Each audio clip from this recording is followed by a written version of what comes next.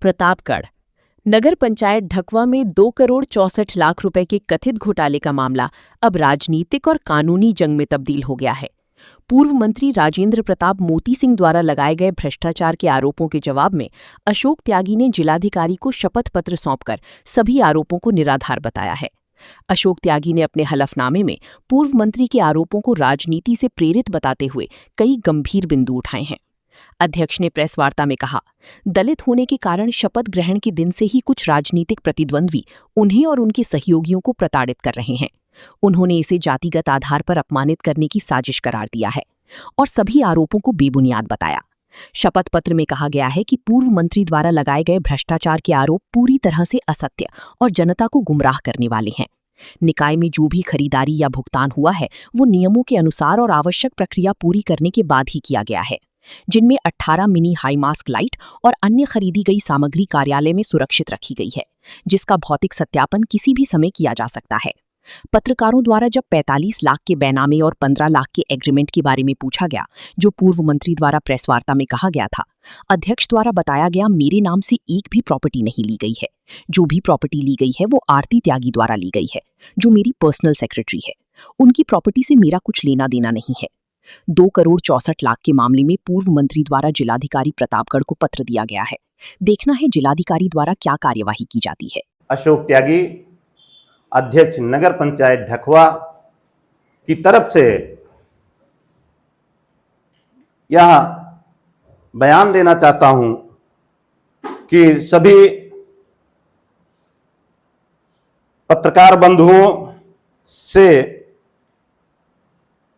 और social media के माध्यम से मुझे ज्ञात हुआ है कि मेरे कुछ राजनीतिक प्रतिद्वंदियों ने जो घोर जातिवादी मानसिकता से ग्रसित व्यक्तियों द्वारा मेरे ऊपर भ्रष्टाचार का फर्जी आरोप लगाकर मेरे राजनीतिक छवि को तार-तार एवं धूमिल करने का उद्देश्य से आए दिन जब से मैं निर्वाचित हुआ हूं, तभी से लगातार मेरे ऊपर बेबुनियाद एवं निराधार झूठे आरोप लगाते चले आ रहे हैं, जो मेरे मान सम्मान तथा मेरे चरित्र हनन करने का किसी को अधिकार नहीं है,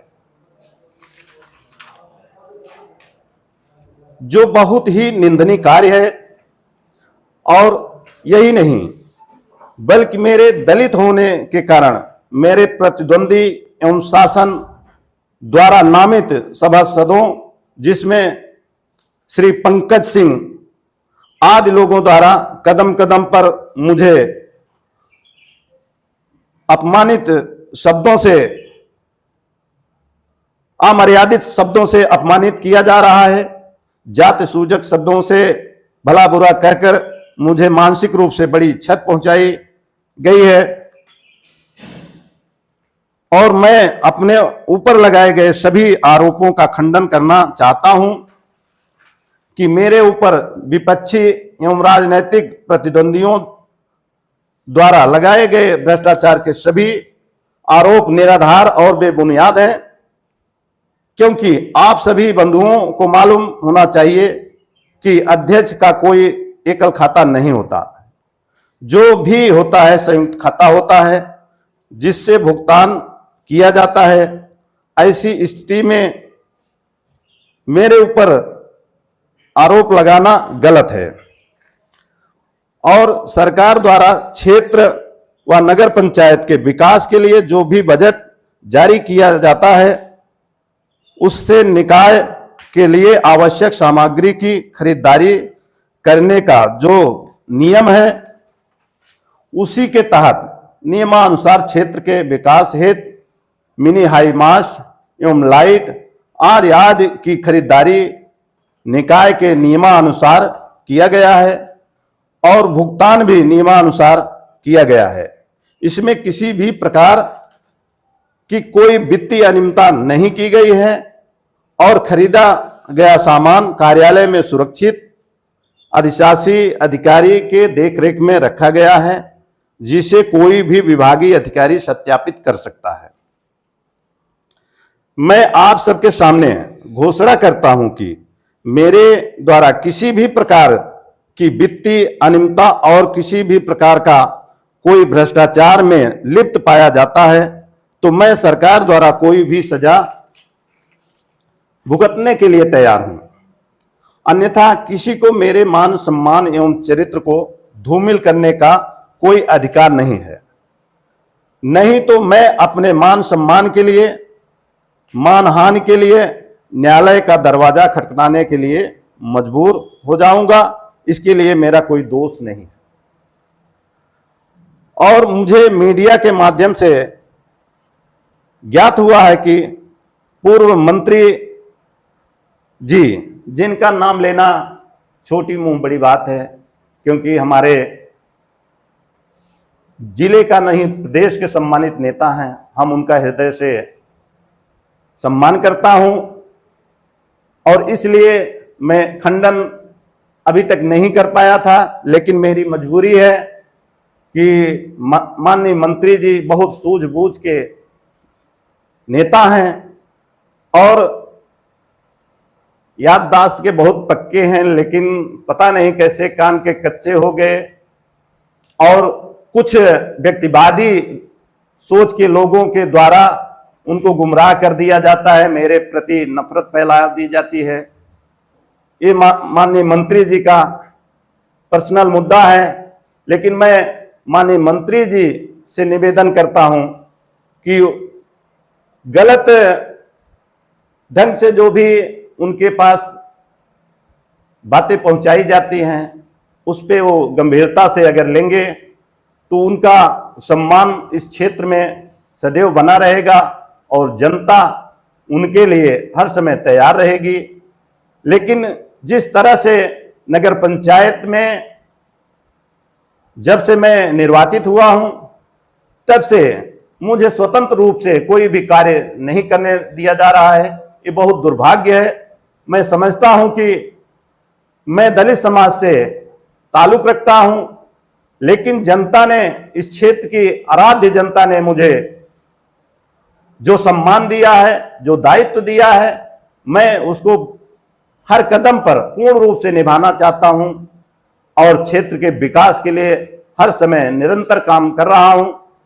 मैं माननीय मंत्री जी से यही अपेक्षा करता हूं कि क्षेत्र के विकास में हमारा सहयोग दें, हमें आशीर्वाद दें और कुछ क्षेत्र के लोगों जो व्यक्तिवादी मानसिकता से ग्रसित हैं उनकी बातों पर विशेष ध्यान न दें। जो भी जानकारी लेना है अपने अच्छे लोगों से क्षेत्र की जानकारी लेके तभी कोई कार्रवाई करें, अन्यथा हमको भी बहुत ठेस पहुंचता है। और मैंने देखा कि कुछ मीडिया के माध्यम से कुछ चैनल पर जो खबरें चली हैं, मैंने वो कमेंट देखा है, मुझे बहुत खुशी मिली है कि मेरे साथ में 80% लोगों द्वारा कमेंट किया गया, सहानुभूति मिली। शायद ये मंत्री जी का आशीर्वाद ही मुझे मिल रहा है। मुझे बहुत खुशी मिली कि कम से कम क्षेत्र की जनता मेरे प्रति सजग है और मेरे कार्य के प्रति उनका सम्मानजनक रवैया भी मेरे पक्ष में है। मैं इसके लिए माननीय मंत्री जी को बहुत बहुत धन्यवाद देना चाहता हूं। अध्यक्ष जी, ये बताइए जी कि जो पूर्व मंत्री द्वारा एक जिलाधिकारी को प्रार्थना पत्र दिया गया है, लेटर दिया गया है, जिसमें 2,64,00,000 रुपए की निकासी जी की बात कही गई है जी, और उनका ये भी कहना था कि आपके द्वारा एक प्रॉपर्टी ली गई है, 2 प्रॉपर्टी ली गई है, एक 45 लाख की जी और एक माने 15 लाख का एग्रीमेंट है जी, जो, और वो जो धन निकासी 2,64,00,000 की गई है, वो धन निकासी जिस दिन मान लीजिए निकासी होने के बाद ही 45 लाख की 22 अप्रैल को ही प्रॉपर्टी आपके द्वारा ली गई है जी। इसके बारे में क्या कहना है आपका? देखिए, शासन प्रशासन के लोग, माननीय जिलाधिकारी द्वारा इस पे जांच कर ली जाए कि आज तक मेरे द्वारा कोई भी प्रॉपर्टी ना तो खरीदी गई है और ना तो इस प्रकार का कोई आरोप सत्य है। आप के माध्यम से मैं बताना चाहता हूं कि सरकार के पास तमाम एजेंसियां हैं, वो जांच करा ले, किसके नाम से रजिस्ट्री हुई है, कौन खरीदा है। रजिस्ट्री कागज दिखा रहे थे, आरती त्यागी करके जी नाम से जी रजिस्ट्री हुई है। जी, ये बात सत्य है। जो आपके साथ उनकी कई फोटो भी है, आपको देखा जाता जी है। जी, मेरे उनके नाम हुआ जी है। जी, मेरे सहयोगी हैं, मेरे पर्सनल सेक्रेटरी हैं, मेरे साथ सामाजिक कार्य करते हैं, और उनका बड़ा क्षेत्र में सहयोग रहा है।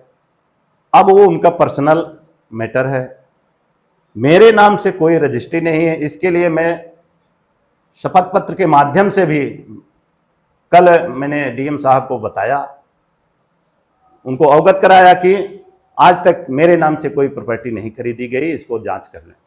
अशोक जी, मैं अर्पित मिश्रा, न्यूज़ 24 से। जी, सवाल ये है कि जैसे कि मंत्री जी ने जिन ट्रांजैक्शन लिस्ट को उन्होंने शो किया अपने जी, पत्र में, जी, फला डेट को फला अमाउंट का पैसा निकाला गया, तमाम 10 जी, से ज्यादा का ट्रांजैक्शन है। जी, आपके पास कोई ऐसी लिस्ट है कि जिस डेट में जो पैसे निकाले गए वो किस मद में निकाले गए, किस लिए वो पैसे निकाले गए, कोई लिस्ट आपके पास है? जैसा कि मंत्री जी ने दिया है, पूर्व मंत्री जी ने, वैसी कोई लिस्ट आपके पूरा डाटा उन्होंने दिया है। जी, जी।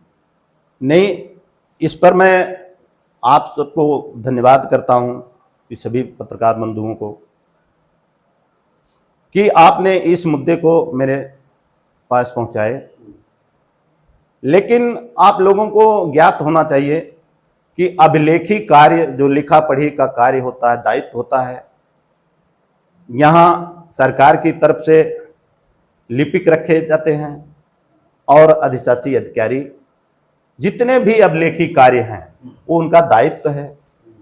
मैं जनप्रतिनिधि हूँ, जनता के बीच में हर समय बना रहता हूँ, ये सारे भार मैं नहीं ले सकता हूँ, क्योंकि मैं हर समय क्षेत्र में रहता हूँ। मतलब एक चेयरमैन ये कह रहा है कि जिस पैसे के लिए उन्होंने जिस कागज पे साइन किया, उनको ये जानकारी नहीं है कि वो किस मद के लिए मैं साइन कर रहा हूँ। नहीं नहीं, ये जानकारी है, ये जानकारी है। मैंने जितना भी खरीदारी की गई है मेरे नगर पंचायत के कार्यालय से, और जो भी खरीदारी की गई है वो नियमानुसार की गई है। मैं भुगतान करते समय सारे सामान को जांच परख करके ही मैंने भुगतान किया है, उसमें एक पैसे की वित्तीय अनियमितता नहीं है, मेरा ये दावा है। आपने एक प्रेस रिलीज उन लोगों को पकड़ाई है, उसमें आपने एक ही बड़ा काम लिखा है, 18 मिनी हाई मास्क। जी, आपने बाकी के कामों को लेकर आदि आदि शब्द का प्रयोग किया। जी जी जी। तो जनता ये जानना चाहती है, हमारा भी सवाल ये है कि आखिर जो मास्क आपने लगवाए हैं 18 करोड़ 64 लाख में से वो कितने का संभवतः रहा होगा, और बाकी के जो आदि की जो सामग्री कार्यालय में रखी गई है वो संभवतः कितने की होगी? इसके बारे में आपको अब इसके बारे में पूर्ण रूप से लिखित तौर पे तो मैं नहीं रख पाया हूं, क्योंकि ये अधिशासी अधिकारी और बाबू का काम है। ये है कि मैं जो भुगतान किया हूं, भुगतान करते समय जो फाइल और सामान को मैंने जांच परख करके ही भुगतान किया है। एक हाई मास्क की कीमत कितनी हो, ये तो मालूम होगा। इसका तो प्रस्ताव बना होगा, इसका टेंडर हुआ होगा पहले। अच्छा देखिए, बताइए, हो सकता है ना जानकारी हो जी। पहले काम होता है, पहले पैसा खारिज होता है, क्यों? एक नहीं, पहले काम होता है। काम होता है ना जी, टेंडर होता है, गजट होता है जी। तो ये बताइए, जब ये गजट हुआ था इसका, यही बताइए, गजट हुआ था 2 करोड़ 64 लाख का गजट हुआ था। अच्छा, ये किसके समय में हुआ? जो ये अध्यक्ष यो है अनुराग कारभारी, इनके समय में हुआ कि अभिनव जो थे? नहीं, कुछ तो अभिनव के समय में हुआ, हाँ, और कुछ तो इनके समय में हुआ। इन्होंने उसमें इन्होंने ये तो कह रहे थे कि हमारे समय कोई टेंडर नहीं हुआ। नहीं हुआ है। अब जैसे खरीदारी का जो नियमानुसार खरीदारी की गई, उसकी फाइल बनी, फाइल मेरे पास आई, मैं उसको सिग्नेचर किया उस पर। तो जो भी खरीदारी हुई है वर्तमान में इसमें, वो नियमानुसार ही हुई है, और उसमें ये नहीं केवल खरीदारी का ही भुगतान है, उसमें पेमेंट है, जैसे कर्मचारियों का भुगतान है, यहाँ एक सर्वे हुआ है टैक्स वाले पे, उसका भी है, गौशाला पे है, तमाम और चीज़ें हैं। ये नहीं कि केवल ये कि मतलब इनके समय में जो खरीदारी ही हुई है, ये है कि सामान सभी कार्यालय में है, मेरे जानकारी में है। सामान सामान कभी भी कोई भी संबंधित अधिकारी। एक चीज बता दीजिए, ठेकेदार कौन जो आपका ये जो हाई मास्ट लगवा रहा है जी, क्या ठेकेदार का नाम आपको मालूम है? ठेकेदार क्योंकि कोई नहीं बता पाया कार्यालय में कल बात की, कोई ठेकेदार का नाम तक नहीं बता पाया। का जो काम आवंटित हुआ है किसे दिया है? ठेकेदार का नाम तो विशेष नहीं, वो फर्म का नाम आता है। हाँ, कौन सा फर्म का नाम? फर्म संभवतः याद नहीं कि मैंने नोट नहीं कर पाया है। आपको परेशान किया जा रहा है, आपको काम नहीं करने दिया जा रहा है पिछले लगभग 3 सालों से, जब से आप जी जी जी। इसमें एक विरोधाभास की बात आती है। आप कह रहे हैं काम नहीं करने दिया जा रहा है और 2 करोड़ 64 लाख रुपए खाते से निकल भी जाते हैं। जब काम नहीं करने दिया जा रहा है तो पैसे किस बात के निकाले? नहीं, ये अभी हाल ताज की बात है, जिसमें काम शुरू है। बता तो रहे हैं, उसमें 18 हाई मास्ट लग के तैयार भी हो चुके हैं, जो बड़े काम दिख रहे हैं। बाकी जो लाइट वगैरह आई है उसका भी काम चल रहा है। क्षेत्र में लाइट का काम भी बड़ी तेजी से चल रहा है। जो तनवीर थे जी, एसडीएम पट्टी यहाँ कार्यभार लिए थे जी, उनके समय में भी 40-45 लाख का ट्रांजैक्शन हुआ था जी। जो सामान आपके वहाँ जगह नहीं था जहाँ पुराना ये आपका नगर पंचायत था जी, तो सामान दूसरी जगह रखा गया। हाँ, उसमें भी तो 45-46 लाख। हाँ, उसमें ये था कि नगर पंचायत कार्यालय एक मतलब प्राइवेट कमरे में चल रहा था, वहाँ सामग्री रखने का जगह नहीं था। तो जहाँ रैन बसेरा का वो किया गया था गठन, जहाँ रैन बसेरा चलाया जा रहा था, वहीं सामान भी किराए के कमरे में रख दिया गया था। तो जब हमारा यहाँ कार्यालय आ गया, शिफ्ट हो गया, तो यहाँ सामान रख दिया गया। अध्यक्ष जी, एक सवाल था जी, आप जैसे आपने कहा कि मुझे काम नहीं करने दिया जी, है, आप समाजवादी पार्टी से चुनाव लड़े जी, और जो है आप दलित हैं, जी, जैसे कि आपने कहा भी है कि मैं दलित हूं, जी। तो क्या दलित के नाते आपको जो है कि काम नहीं करने दिया जा रहा है, या समाजवादी पार्टी के टिकट पे आप चुनाव लड़े हैं इसलिए आपको काम नहीं करने दिया जा रहा है? महोदय जी, ये बहुत अच्छा प्रश्न आपने किया कि मेरे समझ में जो है कि हमको लगता है केवल दलित होने के कारण और विपक्ष पार्टी से चुनाव जीतने के कारण ही ऐसा किया जाता है, क्योंकि अन्य नगर पंचायतों में कोई प्रश्न नहीं खड़ा किया जाता है और हमारे ही नगर पंचायत में हर समय ये सुर्खियों में बना रहता है। हमको यही लगता है कि मैं विपक्षी पार्टी से जीता हूं और मैं दलित समाज का एक साधारण परिवार का कार्यकर्ता हूं। आप सपा से चुनाव लड़े जी, आप पे तमाम आरोप लगे। आप कह रहे हैं कि पूर्व मंत्री जो भाजपा से जुड़े हुए जी, थे उन्होंने आरोप लगाया, परेशान कर रहे हैं। तो क्या सपा की तरफ से आपको कोई बल, कोई बैक सपोर्ट मिला क्या अभी, जब से आप कह रहे हैं जब से परेशान किया जा रहा है तब से? नहीं, सहयोग तो मुझे किसी का नहीं मिला। हाँ, मैं सहयोग नहीं मिला।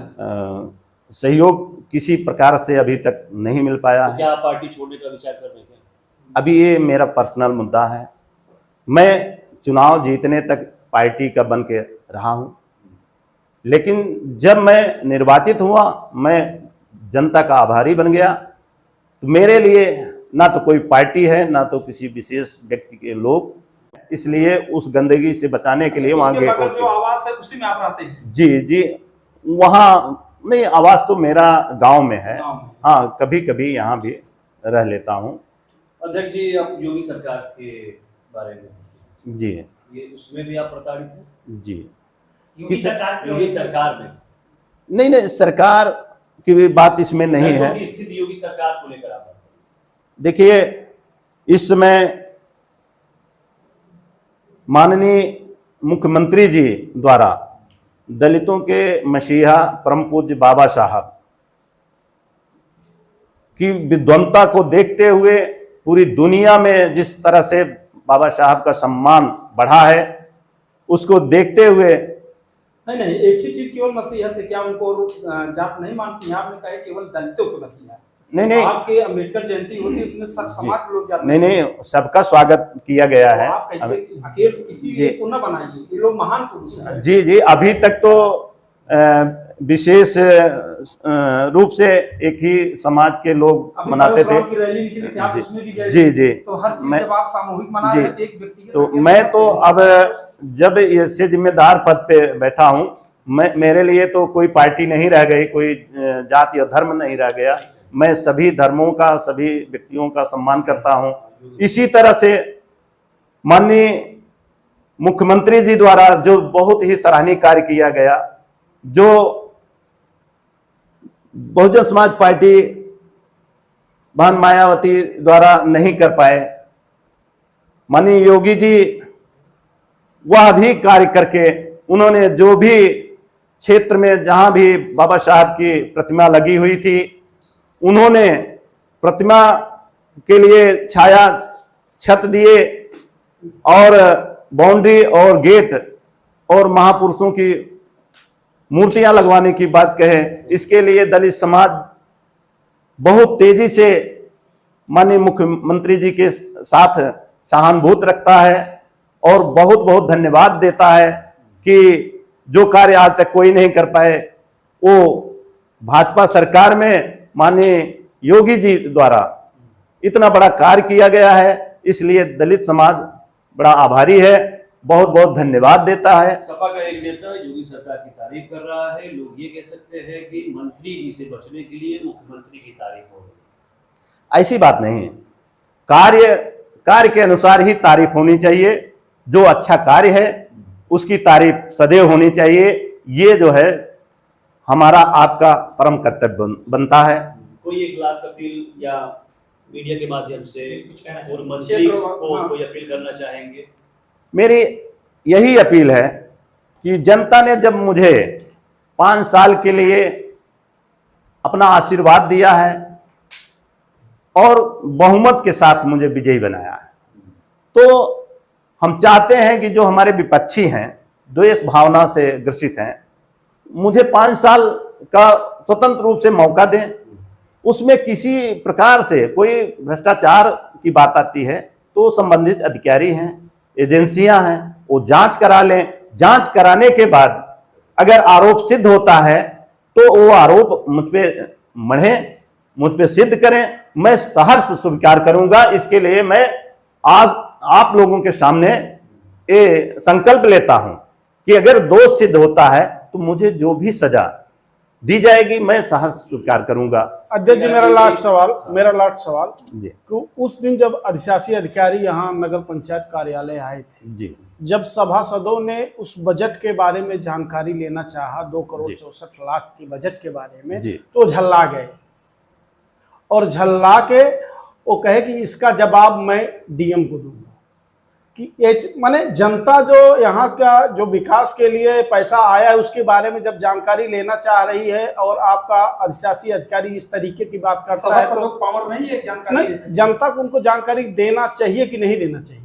देखिए, ये हमारे अधिकारी का निजी मामला है, उसमें मैं दखलंदाजी नहीं नहीं अब जनता से जुड़ा मामला निजी वो उनसे पूछा जा रहा था।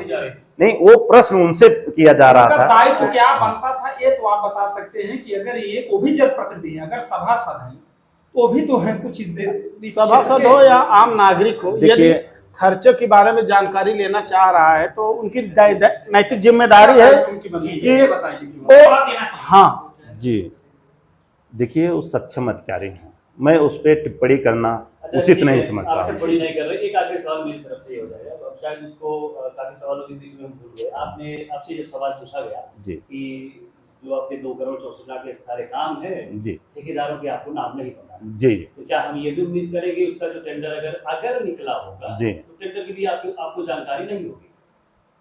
नहीं, जब फाइल मेरे साथ आती है, मेरे सामने आती है, तो सारे कामों की टेंडर आपको पता नहीं जी निकले? टेंडर प्रक्रिया वो पूरी की गई थी। मैंने अधिशासी अधिकारी से भी उस पर वार्ता किया। कोई एक अखबार का नाम गजट सीट हुआ, में या हाँ। उसका आप बताना चाहेंगे कहाँ निकला? इसी सवाल के साथ बन रहा है। उसको मैंने नोट नहीं कर पाया हूँ, उसको फाइल देखना पड़ेगा। चलिए ठीक है। कुछ और कहना चाहेंगे इस क्षेत्र के लिए? कि आप सबके माध्यम से उन अफवाहों पर विराम लगेगा और आप लोगों के माध्यम से मुझे पूरा सहयोग मिलेगा कि कम से कम 5 साल का कार्यकाल मेरा स्वतंत्र रूप से पूरा हो।